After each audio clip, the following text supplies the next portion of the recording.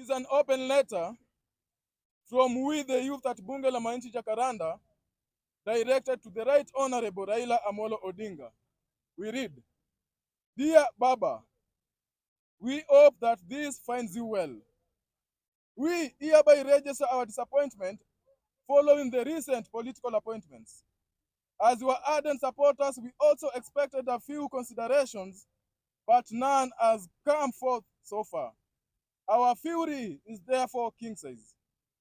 Despite being subjected to public ridicule for always supporting you without any gain, we have nonetheless continued to be loyal to the extent of suffering arrests, threats, fear, and intimidation from the powers that be. Our fidelity to the party has never been questioned, and no one can thus accuse us of wanting to win the lottery without first buying the tickets.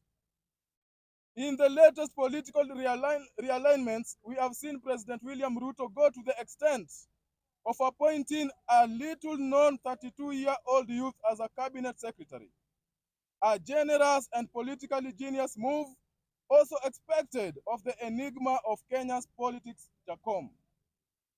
It must not be ignored that the youth have suddenly woken up from the political slumber, and therefore the next government will surely be formed by the parties seen to have accommodated the young generation. Parties that fail to accommodate the youth risk being obsolete.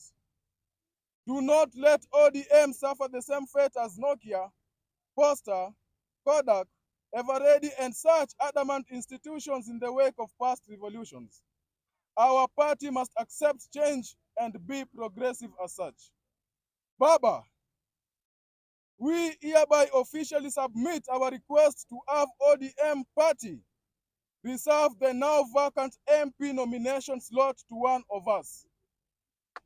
We also request to have another slot in the executive as a principal secretary. Outside the precincts of Orange House, we have not seen soldiers as gallant as us. Vocal, fearless, loyal, informed, educated, and energetically youthful. Bunge la Mwananchi Jacaranda is the largest, loudest, fearless, and the most consistent people's assembly north of the Limpopo and south of the Sahara. And indeed, we can diligently serve if given the opportunity. We can diligently serve if given the opportunity.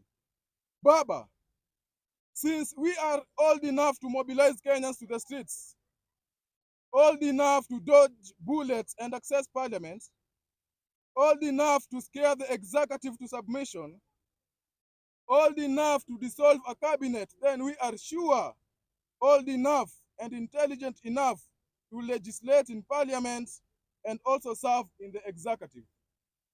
Baba, as you head towards the direction of your ambition at the African Union Commission, it is our prayer that you will not leave your children in the precincts of destitution.